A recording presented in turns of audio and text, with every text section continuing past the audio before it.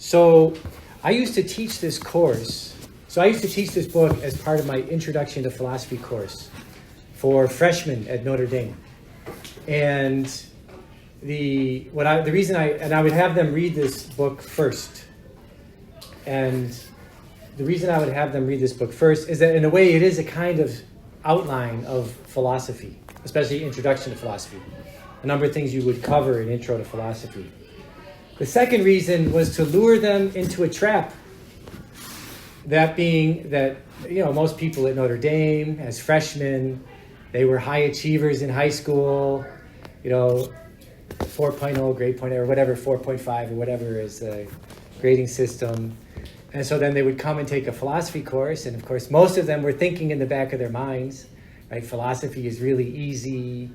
All you got to do is talk. It's just like sharing ideas or whatnot. And then also, they would see, this was maybe more the guys, this was more like going after the guys a little bit. Because then they would see The Little Prince, and they would say to themselves, oh, that's a children's book. It's, super easy. So then the first day of class, I would have them read The Little Prince. And then I would give them a 7-point quiz on The Little Prince. And most of them would get 2 out of 7. And so it became like, oh no, I'm a 4.0 student. My first quiz at Notre Dame, I fail. 2 out of 7 is failure. But then I could explain to them why the quiz made sense. And I would explain to them The Little Prince.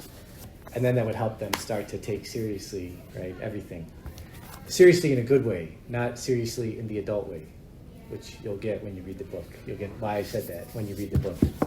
So what I'd like to do in the class today is, in the lecture today, is one thing is to say something about the life of Saint-Exupéry, and then why he wrote The Little Prince, why he was inspired to write The Little Prince. And then go into just a general outline of the different parts of the book and what questions are raised in the various parts of the book. And then I could, if there's time, I could tell you how this book led me to almost get fired from the university. But that's a different story, beyond the scope of this lecture. I think also true, I think it's also the case that what I learned about The Little Prince and how I learned it, so I left Rome, I left the university in 2012, and I was preparing a project on the life of Saint-Exupéry and The Little Prince, which my priestly vocation got in the way of finishing it. So you could pick up that project if you ever felt so inspired as a result of what I tell you.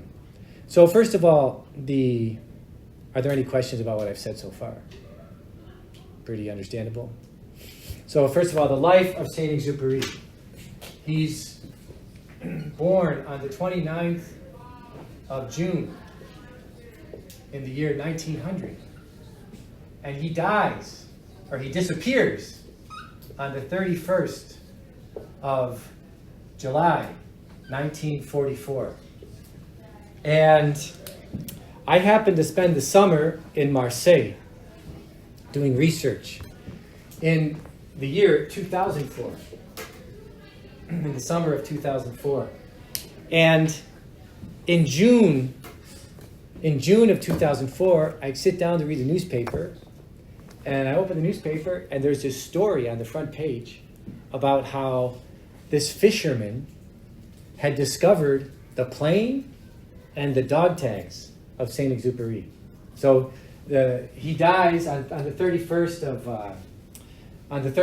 of July of 1944. He took off from Corsica, this little island south of France, to run a reconnaissance mission in southern France because it was still occupied by the Nazis, the German Nazis. And so his plane went down in the sea, in the Mediterranean Sea, and nobody really knows. Nobody was able to ever find his body or his plane. So fishermen around Marseille, some of them made it a hobby to try to find his plane and his body, or some remnant of who he was. So every soldier has what they call dog tags, right? That's like your identification marker. Well, this fisherman found the dog tags and then found the plane that he went down in. And then to add to to make it like a complete, absolute French tragedy, they went to Germany and they found the pilot who probably shot his plane. And this pilot who shot his plane, who was still alive, he showed the investigators all of the newspaper clippings from 1944 of the death of Saint-Exupéry, because Saint-Exupéry was his hero. And he, as a German pilot, was flying missions over southern France. And when he saw the death of Saint-Exupéry in the newspaper, he thought, well, maybe I shot the guy down, right? Anyway. So, how do you spell his name? Saint-Exupéry.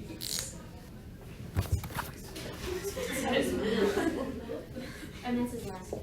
Yeah, so it's bar. Yeah, let's do this. Antoine de Saint-Exupéry. Right? Yeah. So yeah, he was born in France. Now, you've probably heard from your history classes Charles Lindbergh, the famous American aviator. Saint-Exupéry was to France what Charles Lindbergh was to the United States. He was an aviator. He flew daring missions over North Africa, mostly trying to establish mail routes, delivering mail to various places in Africa from France. And he's born in 1900. Around 1920 is when he starts his career. And he's kind of I mean, again, people who flew airplanes in those days, they were considered like daredevils. They were celebrities. They were celebrities. He became very well known also, and he got to know many philosophers. And while flying, he also began to write books. And his books were essays where he was, like, so for example, one time he did actually crash in the desert. And he wrote a book on his just reflections of the days in the desert where he was waiting to be found. And so his books they're a little bit literary, they're a little bit essays, they're not exactly philosophy. It's like his thoughts about the world. He got to know a lot of philosophers. He was a celebrity. He got to know actors, actresses, artists, philosophers. And he befriended, because he was baptized Catholic, but he was never catechized as a young man. He was just baptized and that's it. His parents really just baptized him kind of as a formality. So they never taught him the Catholic faith.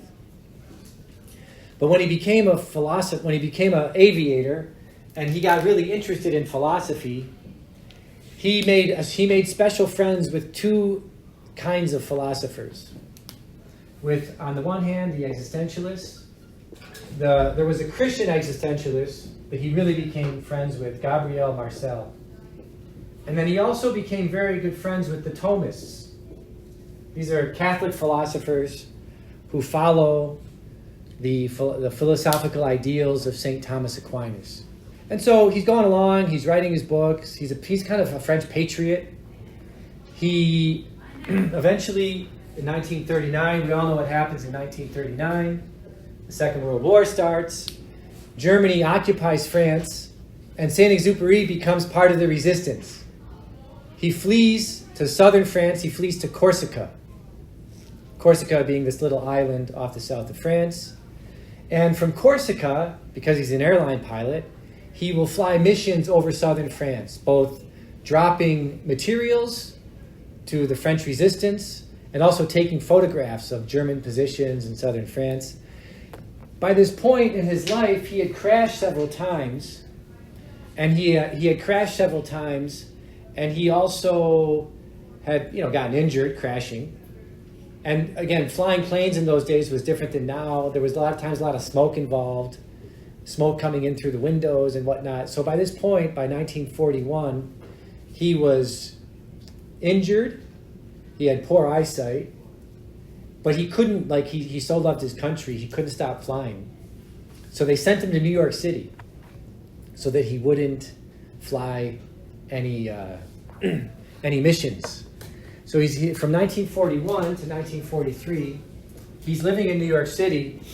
One of the first persons he contacts from New York City is a philosopher who teaches up in Quebec at Laval, a fellow named Charles de Koninck. Charles de Koninck is actually Charles de Koninck, his students have started several small Catholic colleges. So he inspired among his students several small Catholic colleges in the United States. Thomas Aquinas College in California, the one here in Massachusetts now, out in Leominster. There, and then my advisor in 1990, my advisor at Notre Dame for my PhD was a student of Charles de Koninck, a fellow named Ralph McInerney. Ralph McInerney wrote novels. He also wrote novels, mystery novels, the Father Dowling Mysteries, which became a television series at some point, right? So Charles de Koninck was a Thomist philosopher, and he started the whole school of Thomist philosophers. When Saint-Exupéry gets to New York, the first person he calls is Charles de Koninck. And Charles de Koninck invites him up to Laval to give lectures at the university there. And Saint-Exupéry invites Charles de Koninck and his family to come down and spend time with him and his wife at their little apartment in New York City. And the reason I'm saying all this is that if you go on the internet and you do a Google search and you type in Thomas de Koninck, you will get a picture of someone that looks a lot like this, right? So the Little Prince is the model for the Little Prince, for the character, is Charles de Koninck's son, Thomas. So they're having these philosophical conversations about the Catholic faith, about philosophy. And then in the summer of 1942, Mary Poppins is released. It's a huge hit, right? Everybody's reading Mary Poppins. It's like a great novel. So this Saint-Exupéry, because he knows artists, he knows publishers, he knows editors, whatnot. The editor of Harper and Collins is having lunch with him and says, I think you could write a better book than Mary Poppins. And so Saint-Exupéry is like, yeah, I think I could, right? But he's also thinking to himself at this point, he's been living in the U.S. for a couple years. He understands that he has like a little bit of a thought in his mind that he understands in a way, he understands in a way like the U.S. is the future. Like a lot of nations are going to, if we're probably going to win the war, the West will probably win the war, and then a lot of people will see the U.S. like they'll hold it in high esteem. But at the same time, he says, but the U.S. has some problems, right? So if I'm going to write it, he says, and then he also says to himself, if I'm going to write a children, he approached writing The Little Prince the way that a lot of times people who make films, especially cartoon films, they try to make cartoon films, right? Is there a way I can write this that a child will appreciate it, but also an adult will be able to get something else out of it? Right? The greatest movie that does this, in my mind, is Megamind, right?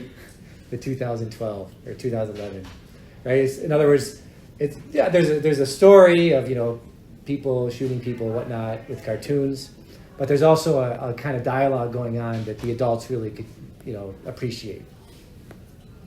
So and actually, it's interesting. He wanted this book to come out during Easter week when it finally came out in 1944. So he writes it, 1943. So he writes it. He said, and also he's a creator, right? So he says, I'm going to start it during Thanksgiving, and I'm going to finish it and try to publish it by Easter. Like that's kind of what he set out to do. And so he wants the book to be, the other thing that's interesting, just so that you notice this, right, that he wrote 99 drafts of the book. 99. Write another one to make it just like an even 100. Yeah. Because 99 is 33 times 3. Like the numbers, like there are people who write things, and when they write things, numbers mean something to them. So the Trinity is 3. And 3 times 3 is 9. So like I think he wanted to put in the numbers a kind of a secret message, a secret Trinitarian message to those who were willing to follow such things. It's also true in the book, you'll see the number 6 and 7 come up a lot. And you have to try to figure out when you're reading the book, what does 6 mean? What does 7 mean? Why is he using these numbers? Then when I say to you he wrote it 99 times, I'm also trying to communicate to you that he is trying to craft something where the symbolism is thick and deep, right? And so it's one of these books where you got to basically say, how is this getting deep, right? How is this symbol trying to get us deeper into things? Where is this symbol taking us? Everything in the book is... And the other thing is that, again, since it's a short book, a lot of times when you're reading short things that are philosophical or written by people who write literature or make movies or sing songs or whatever, a lot of times there might be a word that's only used once, and it might be only used once, but it's really important. So you got to... Sometimes, so that's why, like, when you're reading something like this, being attentive to what is the word, how is the word being used, what's the passage within which it's being used, what is the symbolism that's going on, right? Are there literary references that he might be drawing from? Personally, I think the fact that he knew Charles de Connick and that he knew Gabriel Marcel, like, once you know their philosophies, you see it. It's just like it's all, he's having a philosophical discussion while writing the book. And he's trying to have he's trying to resolve a conflict that he sees going on between the Thomists and the existentialists. So he eventually, there's also parts of the book, there's parts of the book where it's like clear, like he's critiquing America. He's saying things that are like very typical of America, and then he's offering a kind of critique. So he writes the book. He just can't get it. He can't get it. Like, he just has he has great love for France, great love for his country. He can't get it out. He can't get it out of his blood to want to go back and help the French, right? His favorite expression would be "Vive la France." Vive la guerre, vive l'amour, right? So in 1943, he goes back to Corsica to fly missions once again. And then it's really interesting. So one little thing that, as I was doing research into him and his life, that I discovered in France and trying to find out like how he died, it's really hard. Like, this is where more research needs to be done. So I found this little book written by this guy who just loves Saint-Exupéry. And this guy he had to do a lot of research, a lot of asking around to try to find out, how did Saint-Exupéry spend the last days of his life in July of 44? Like, what did he do day by day? And this guy found out a lot of details, but what's interesting is that this guy discovered that, first of all, the book is now a brand. And the people who control the brand, they really do try to control information about Saint-Exupéry. So becoming a researcher into the life of Saint-Exupéry presents a kind of challenge. Like, how can I get around... There is a kind of, like, private censorship that's going on about his life. Like, how can I get around the gatekeepers to find out, like, what actually happened in his life? So this guy wrote this little book where he tried to, like, day by day go through the last days of his life. And what he discovered was that in July, he wanted to basically get confirmed. And he wanted to get confirmed so he could be fully Catholic. And so every day before he flew a mission, he would have the priest give him like a little lecture on some aspect of the Catholic faith. And the last thing he did before getting on the plane, which was his final mission, is that he went to a catechism class given by the priest. So he's not a fellow, so he's not a guy who ever left the faith, but he's someone that through his friendship with Charles de Connick, I think especially through this friendship, and just through his experiences of life, right, by the time he died, he was wanting to become a fully committed Catholic. Yes? So did he die before he got confirmed? That's the thing. I haven't been able to figure that out. Because it's really hard, other than this one little book, it's really hard to get that information. It's hard to get the brand to give that information out. It's very controlled. So my guess, I would lean that he did, but I can't say for sure. It's just a hypothesis. So I think this is, when I was getting ready to go to spend a couple years in France before I went to Rome to become a priest. I was getting ready to go spend a couple years in France, basically to try to see if I could meet somebody, because in Europe especially, things still work by friendship. So the answer is always no, right? Because Europe is run by bureaucracies. And in bureaucracy, the first answer is always no. No doesn't mean no the way we mean no when we say no, right? No just means you got to now try hard to figure out how to get around this bureaucratic reglement, right? So no means you got to find a friend or someone on the inside who can help you out. Right? This is definitely the case in France and definitely the case in Italy, right? So no means, what I was thinking of doing was to go to spend some time in France, try to find out people who are Saint-Exupéry experts to see if you could get to know some people inside the brand so that then you could try to get some of this information. Okay, so I'm never going to be able to do that. So if you're ever interested, that's your challenge. That's your mission if you should choose to accept it, right? As they say in the famous movie.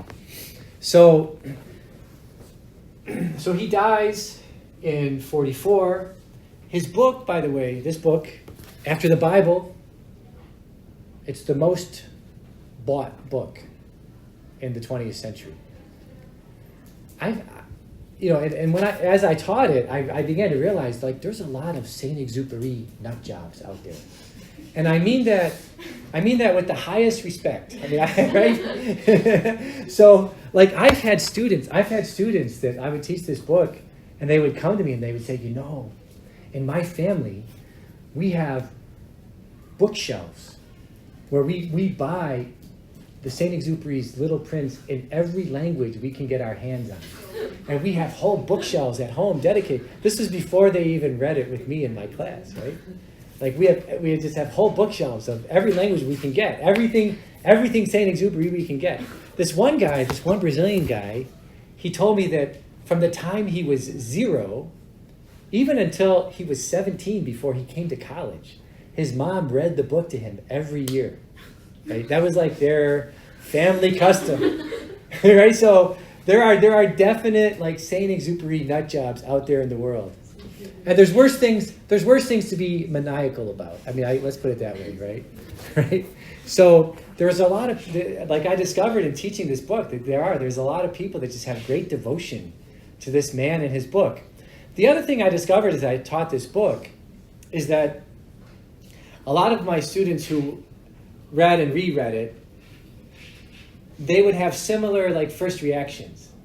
And it was always I've read this book so many times, and I never saw this philosophy in it. It just because they didn't have the apparatus to do it.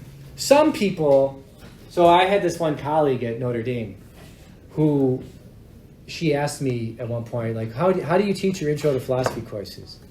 And so I said, well, I start with The Little Prince. And then she said a typical response. And it's a response that I've always thought was,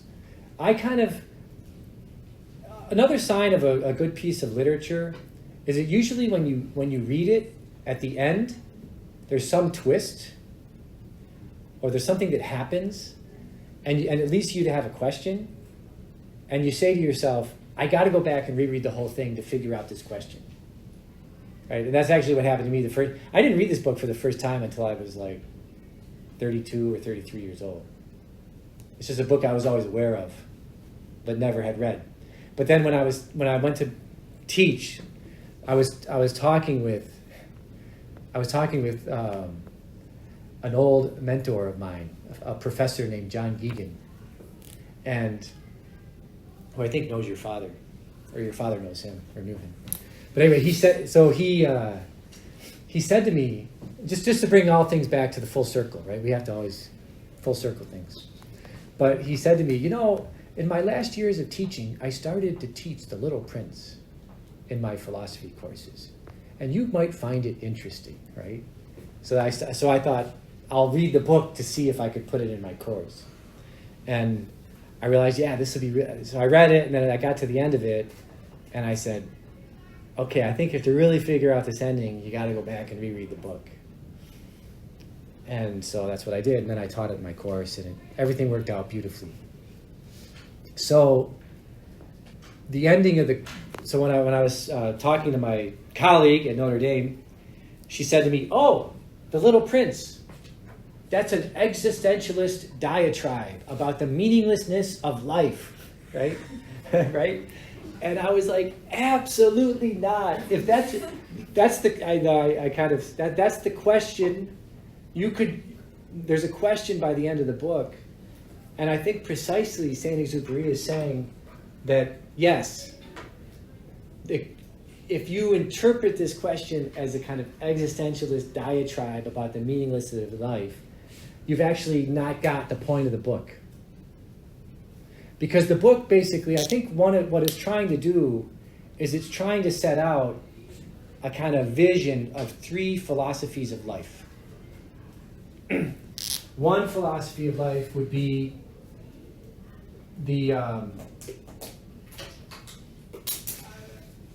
let's just call it the materialist philosophy. It's hard to kind of find the right word.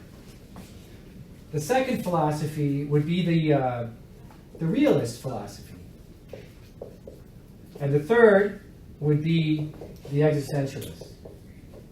So, and different characters in the book represent different iterations of these three philosophies. And also different problems that we all kind of have to face in life at some point. So in the opening of the book, he's a young man who's very artistic. Right? And what does he do? He draws the image of the snake, the boa constrictor that swallowed an elephant. Right? And this is super important for our understanding of beauty and aesthetics and metaphysics.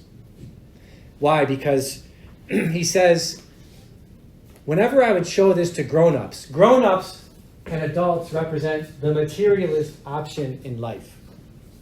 Right? Whenever I showed it to grown-ups, they would say, that's a hat. And he says they don't understand the essence of things. They can't see the essence of things. And so already he's telling you like what does art do? Right? What does an artist do? An artist sees reality. And an artist understands, he sees some aspect of reality. And in his artwork, he tries to bring out not an exact replication of reality, but some aspect of the essence of the thing. Part of its nature, part of what it is. A rainy day in Paris. It's a piece of art. Right? It's a rainy day in Paris. It's not an exact replication of a rainy day in Paris. It's not a photograph, right? But he's trying to place on the canvas a pattern of colors so as to bring out the nature, so to help you appreciate the nature of something, its essence, right? And what is the problem with artists? Socrates says this, going way back to the Apology. What's the problem with artists? artists could never talk in a coherent way about what they've done. You ask an artist to talk about a song that he wrote or a movie that he made, and I'm talking about up to this very day, right? They're almost always incapable of saying anything that's like makes sense about what they've done. Why? Because the act of creation is an act of the imagination, along with the mind and the skills that one has. And that doesn't necessarily mean that you can explain what you've done, even though you have a kind of insight into things, right? You don't have to be like a great philosopher to have an insight into things. Intelligence can be expressed in many ways. That's the beauty of life. We all have a different mode of expressing intelligence, which is not so bad. Now, the problem, right, so then he draws here the elephant in the boa constrictor. And he says, the problem with adults is they always want explanations for things, right? But then he also says something about himself, right? He says, he, as a young man, he's not capable of explaining things. And this is part of realist philosophy, right? So he as a young artist, and that's also, right, that's what I just said. What's the defect of the artist? They always have difficulty explaining what they've done. It's not a defect in the sense of like a moral, like, oh, you know, we should condemn them. It's just limitations, right? So he as a young man, you might say he has a defect. He has a challenge. And as a young man, he's incapable of facing that challenge. And so what does he do? He becomes a pilot because he doesn't want to have to talk with adults. And it's interesting if you take note when you read it of what are the subjects that adults want him to study? If you understand the difference between the left brain and the right brain, right?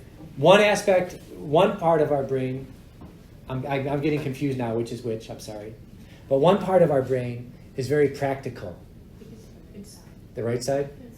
It's the The left left? side's the practical one. The left is a practical. Okay, so you can almost understand this as left brain, right brain. In other words, left brain is practical, let's do things, pragmatic, and all of the disciplines that the adults want him to study are all left brain disciplines. Information, practice, practicality, get things done. Art is precisely a right brain activity. Philosophy is a right brain activity, right? And so he as a young man, he's not a philosopher yet. He's just an artist. I don't know if he's just an artist, but he's an artist, but not a philosopher. But also his failure in being a philosopher, it also leads to his failure in his relationship with the rose. So one thing that's going on in this book is the relationship between art and philosophy. Another thing that's going on in this book, already in the opening scene, is a relationship between the materialist view of the world and the realist view of the world. Right? The realist view of the world says there are essences, there are natures, we can know our natures. It may be difficult to come up with the explanations, but there's a way we can learn logic. There's a way we can learn how to enter into the mystery of our nature in a way that gets us to the truth of things, that gets us to the essence of things. Whereas the materialist says there's no essence. There's nothing that's essential. By the way, this is where I think the cartoon movie, inadvertently gets the book wrong. Because in the movie, I have an article I'm going to send you if you want to read it. But in the movie, the big bad guy, who's like the guys who's making money, he always says to the little prince, and he says, "You're not essential. You're not essential. You're not essential." Well, but for the little prince in the book, and what the fox teaches the little prince in the book is everything that is essential is invisible to the eyes. In other words, you need to know what is essential. You need to figure out what is essential if you really want to become a friend, if you really want to establish relationships with somebody else. Right? So the movie attributes essence to the materialist, to the adult, to the serious man, to the grown-up. But actually, the essence is essential to understanding the Little Prince. So then the pilot then takes us to, I'm lost. Then he takes us to the crash in the desert. And in the crash in the desert, he says, I have 8 days of water. 8 Days a Week is a song from the 1960s, I know, but he wrote this before that song. So you can't use that song, I'm sorry. But this is an example, too, where 8, this is where the book also opens us up to the relationship between faith and reason. Why? Because 8, there was a festival in Jerusalem, and on the 8th day of the festival, they celebrate, or they remembered, a miracle of the Israelites in the desert when God made water come out of a rock. That happened on the 8th day of the festival. And so he says in the book, when I crash, I have 8 days of drinking water. Right?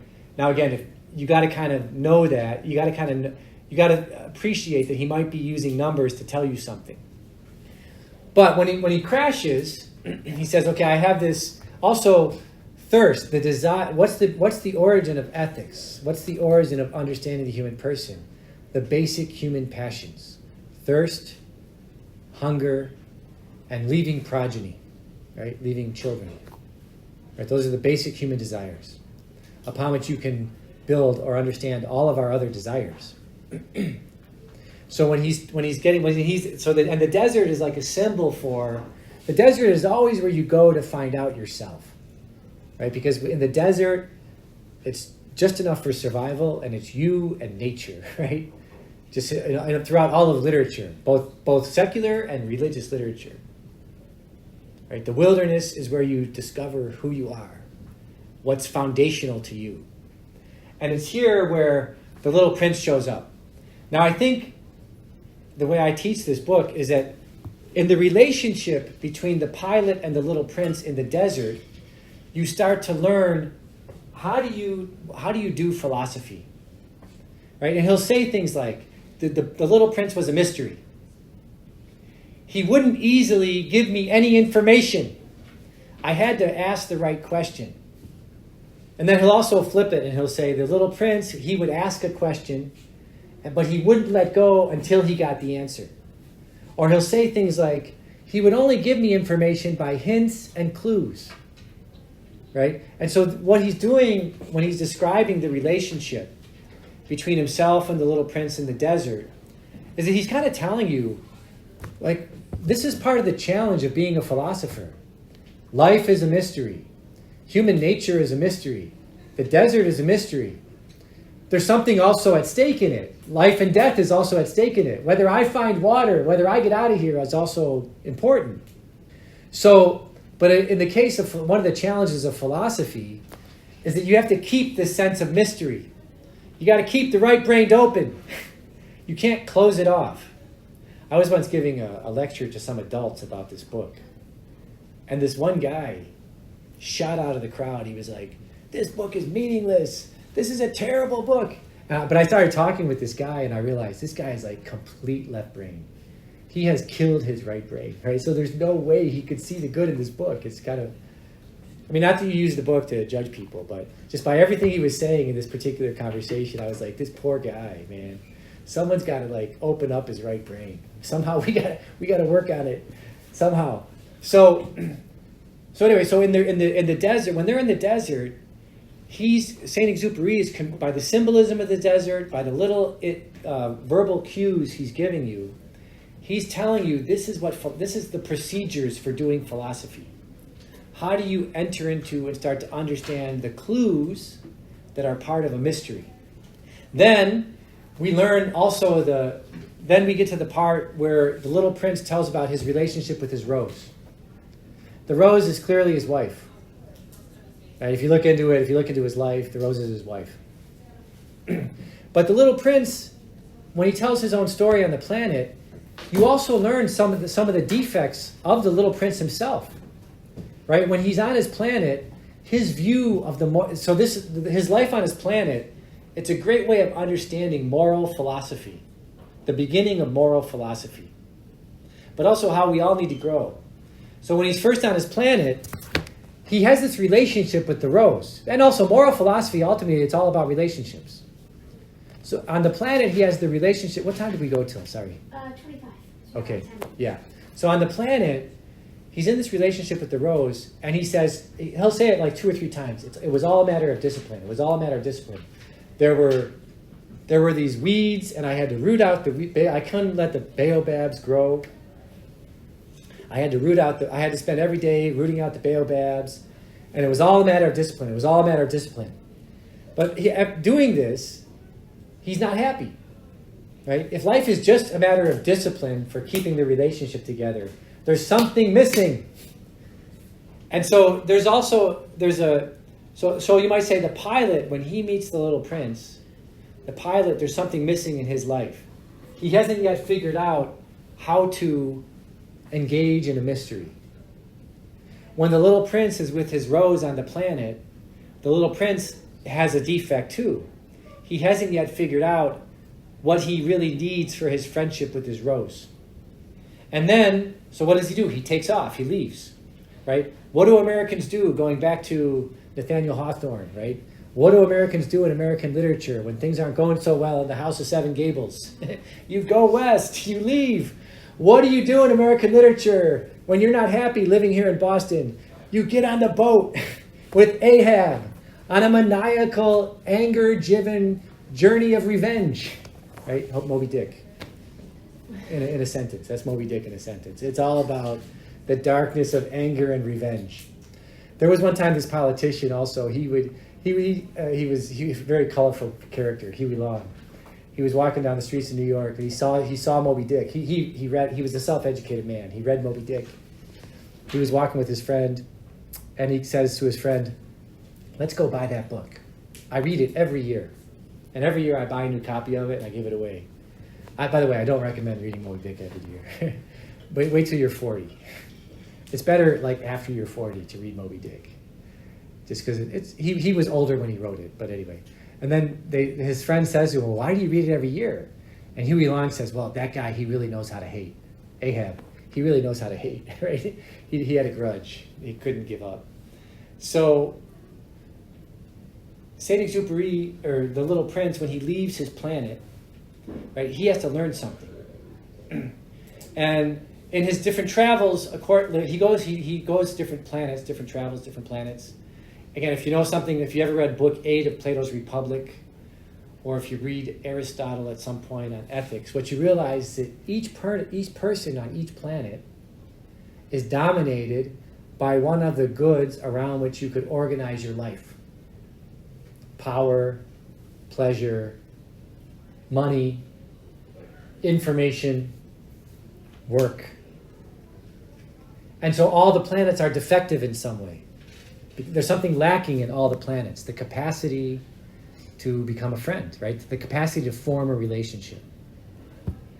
And so then he gets to the Earth, and he sees the Earth, and the Earth here is the United States of America, right? The United States of America is full of all the people from all the planets. And he goes through a series of experiences on the Earth, and then, basically he's like, now he's in his existentialist mode, right? Is life all discipline, or is it meaningless? So he flips from being, you might say the book flips from the materialist frustration to the existentialist frustration. And this is when he meets the fox. And the fox says to him, you got a provisoire me. That's a word you have to learn if you're going to read this book, a provisoire. You'll read it if you read it in French. I promise you. No, but you really got to, because the fox basically says, he teaches the little prince how to be a friend. You have to tame me. If you're going to tame me, we have to establish rights. When we establish rights, we start to get to know the essence of each other. And then finally, when the little prince has to leave, the fox will give him 3 teachings, right? And one of them is, anything essential is invisible to the eyes. Right? If you're really going to become a friend of someone, you have to figure out a way, how do you enter into the mystery of the person? How do you figure out their essence? You have to be a philosopher of a certain kind, there's certain kind of philosophers you don't want to be. You don't want to be a materialist philosopher. You don't want to be an existentialist. Why? Because they give up looking into the essence of the person, the essence of who we are. They're not going to get you to friendship. And then, so at this point, then we go back to the little prince and the pilot in the desert. And there, they're on the 7-day journey for water. There's all sorts of, there's all sorts of biblical imagery. And of course, there's the imagery of 6, of 7, of 8. So I think when we're in the desert, again, we're now trying to discover, well, if we're realists, if we're using our minds to understand the essence to explain the essence of things, how can we use revelation? How can we use even more mysterious clues to get to further into the essence of things? I think that's part of the whole reason for this last part of the book in the desert. Right? So, at the end, you're posed a question. And I think at the end of the book, you're kind of posed a question. Is life just the materialist life presented by the serious people, the adults, the grown-ups? Is life an existentialist diatribe, right, about the meaninglessness of life? Or do we have essences? Our soul is our essence. Do we have essences which always exist? Is there something about us which always is? Which means, therefore, we can establish permanent relationships, permanent friendships with people, with others. Any questions, comments? So what I've done is I've given you a little bit of the life of Saint-Exupéry. I've kind of gone into the 3 or 4 big themes of the book as far as philosophy and theology. And then I have enough time to tell you how I almost got fired. So one day in 2004 or so, actually right after this summer, I get a phone call from the dean. Could you come to my office? There are complaints about your class. So I'm like, wow, that's pretty interesting. So one of the complaints in my class is I was using this book to teach philosophy. And so in the end, they established a committee of 6 people. And this committee had to review all of my courses because I was teaching dangerous ideas in all of my courses. And I was having lunch, so a few weeks after, so this is like a whole 3 or 4 month process. By the way, I taught for 12 years. 6 out of those 12 years, I almost got fired, right? So this wasn't the only time. You were used to it. Yeah, after this time, this was the first time. So this was as you all know, the first time you get in trouble, it's kind of the worst. But then you realize, I know how to negotiate this. I'm going to make them squirm. I'm going to make them feel really bad about what they're doing, right? So, there's a certain... So then I was having lunch with one of my professors, friends, and he was like, I don't understand why these other professors are so angry at you. Like there were all these like 70-year-old professors who were super angry at me. And they were doing everything they could to get me out of there. And I didn't know why either. They wouldn't talk with me. They wouldn't fully tell me why. But then in 2012, this French guy came to Notre Dame right as I was leaving. And he wrote a book about the history of Notre Dame. Actually, the book now is not translated yet into English. It's only in French. So I read his book. We talked a lot, and he was doing a lot of research. And then he wrote the book on the history of history of philosophy departments in America, and North America. So anyway, after he went back to France, I got his book and I read it. And when I was reading his book, then I realized why they were trying to fire me. So there was this my friend who told me to read The Little Prince. In 1950 whatever, he was an undergraduate at Notre Dame. And he took a course from a professor named John Evans. And John Evans taught The Little Prince in his Intro to Philosophy courses. And John Evans, in 1970, so in 2012, the old guys that were coming after me, They were new professors in 1970. And they ran John Evans out of the university because they hated The Little Prince. They hated the fact that The Little Prince was influenced by Charles DeConnick. So they ran this guy, John Evans, out of the university. So then I realized it. When I was teaching The Little Prince, I was like the ghost coming back from the past to haunt them. Right? They didn't want to retire. I'm convinced of it. I mean, obviously, I never interviewed these guys. But think about it, right? When they first came to the university, they made it their mission as young professors to once and for all get rid of kill The Little Prince. Never again. And they ran the one guy that taught The Little Prince out of the school. And then I come back as they're about to retire, and I start teaching The Little Prince. But then it was also funny. Why? Because this guy, John Evans, taught it to the guy that mentored me and just suggested it to me. Oh my god.